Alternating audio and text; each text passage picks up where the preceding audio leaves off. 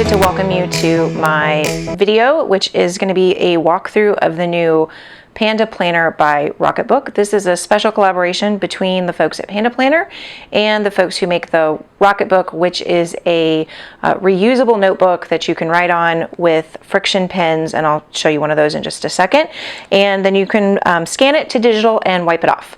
So one of the reasons why I'm really interested in this is because I really like the free-form nature of a notebook or a bullet journal, like a Rocketbook or just plain paper.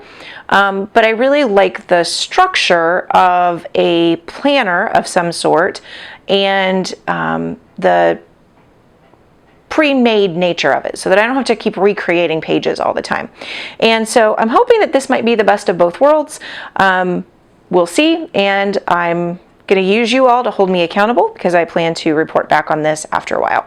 So this is the Panda Planner by Rocketbook. I got the half-size style, the A5 style, and I've actually already modified it. So the way that this planner comes, it comes with just a pre-made set of pages that I'm going to walk you through in a second, and then just about 6 blank pages.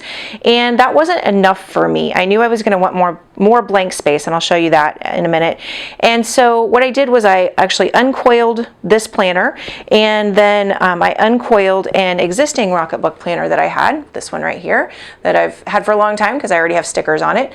And I took the pages out of this old one and put them back into this one. And one of the things that I decided is that even though the Rocketbook Panda Planner came with that rose gold coil, I really liked the silver one that was on my old planner better. And so when I put it back on, I put the silver one on instead of the rose gold one. So eventually I will work the rose gold one back onto my old planner.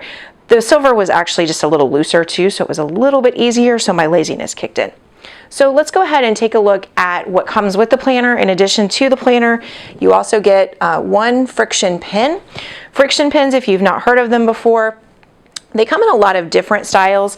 This one is the open cap style, so you just take the cap off and you can write with it. The thing about Frixion pens is that they are erasable. So this tip right here is erasable, and you just rub it over your ink and it will come off. It's based on friction or heat, so that's how it comes off. The original Frixion notebooks were actually microwavable, so your text disappeared when it got really hot.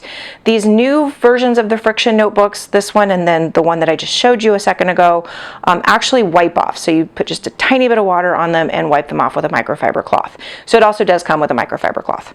Let's take a look at the inside of the notebook. So the inside of the notebook starts with the standard Rocketbook opening. On the left, you see the cover inside, and those symbols that are down the left-hand side here, those correspond to different upload settings that you can set in the Rocketbook app. Sometime in the next couple of weeks, I'll do a review of the Rocketbook app, and I'll show you how it works once I've got a few pages in it, again, from using it this time. And then the next several pages are annual and monthly planning. So you get one annual planning page, and then you get 3 different months.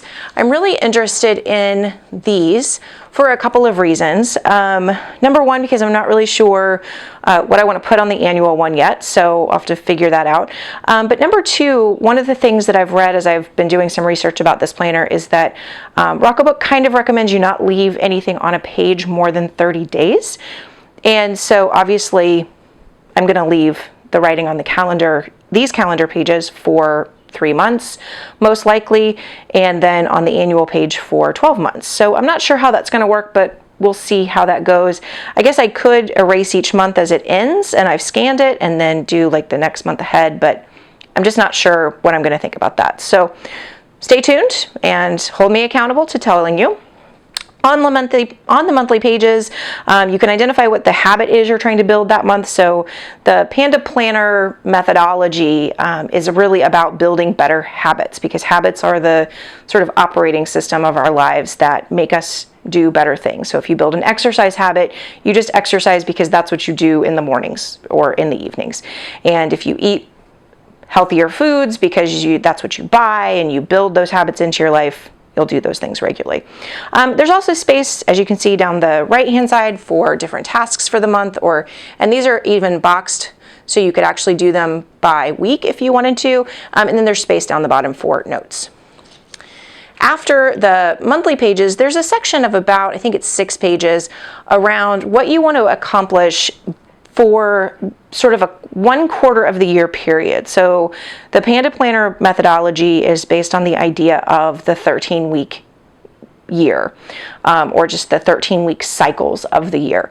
So you're really planning for 1/4, and you've got these little areas on the left-hand side that you can add notes to of things that you really want to work on during that time, prioritize those, and then build some goals and metrics and habits and milestones.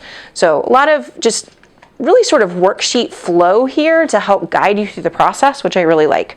The next page is the roadmap. And again, this is where you can kind of summarize what you're going to do each month, build out your plan, which of course you can adjust. Again, one of the nice things about the Rocketbook style is because you do use these Frixion pens that are erasable. If something changes in your plan, you can always just erase it over that 3-month period and come back. Again, this is another page I'll have to watch. This whole set of pages I'll have to watch as that 3-month period goes on to see how the pages wear. On the right-hand side, I'm really excited about this because this is a really important part of building new habits, is figuring out what obstacles do you think you're going to encounter, and then how are you going to counteract them? So some if-then thinking. If you think about this in perspective of trying to eat better. If I go out with friends, then I'll only order water instead of an alcoholic beverage. Or if I go out with friends, then maybe I can have 1 glass of wine, but that means no more wine the rest of the week if I'm trying to cut my calories down. So a really good tool here to try to help build better habits and really accomplish some of the goals and patterns you want to have in your life.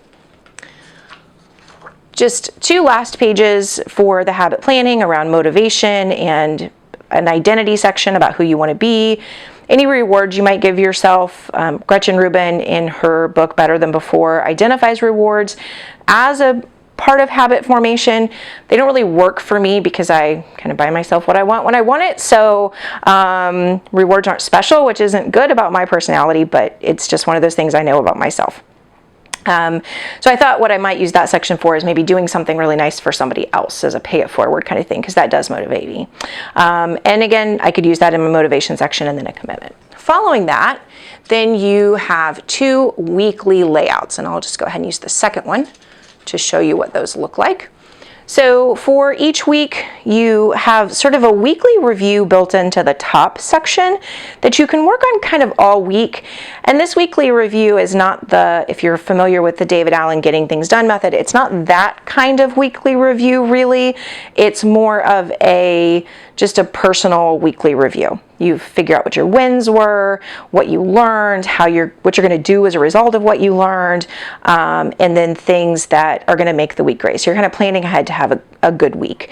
At the bottom, I really love this section. I'm excited about it because this is how I organize my week anyway.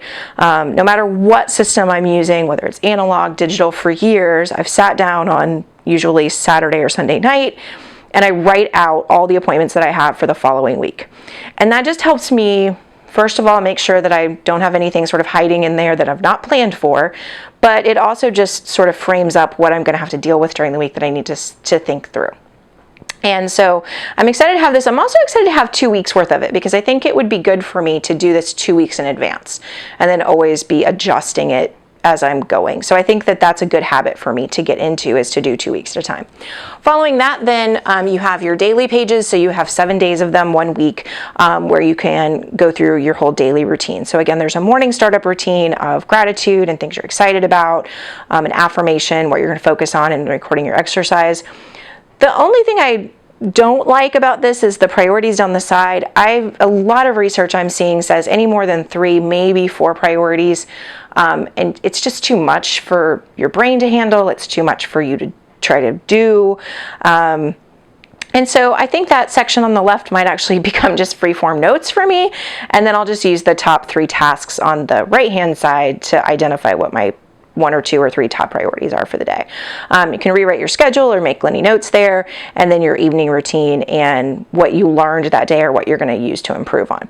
So then this is the reason why I modified it. After the 7 pages that you have here, I've got a paper clip at the end of those. So after the last of the 7-page, there were really only about 6 pages in the original journal, and I needed more than that. And I'll show you a couple of reasons why. I paperclipped some of these together because some of the pages that I had in my other Rocketbook already had writing on them. So I'm always doing a couple of things that just need to be laid out that I refer back to. So whether it's the podcast that I produce for work, where I'm working on episode schedules for a few weeks, or whether it's this is the current Peloton challenges that I'm doing, which is the Peloton and the Mileage Maniacs challenge on Facebook. And so for this, I'm riding a lot of miles every week, a lot of different kinds of rides, and a lot of different types of exercises in the app for Peloton, and I don't want to have to redo those. So I want to make sure that I plan that as efficiently as possible. One of the other reasons, this is just, again, just examples of why I added these pages, is that when I'm taking book notes, if you read my Substack newsletter, you know I'm reading Leonardo da Vinci's biography by Walter Isaacson, and I like to keep my notes together until I'm done with the book, or at least done with a portion of the book. And so I don't want to have to keep continuously erasing the pages in order to just be able to reuse 6 pages. So I added about 15 pages, and I think that'll give me enough space to use. It also makes the Rocketbook just a little bit more solid. One of my complaints with the original Rocketbook I had is that it's pretty flimsy, and just these added few pages have made it a lot more solid. So I'm excited to see how this works. I'm excited to check in with you again in a few weeks to show you how I'm doing. And if you have any questions about the Rocketbook or the Panda Planner or anything else that I use, please put them in the comments below, and I look forward to hearing what you think about this video.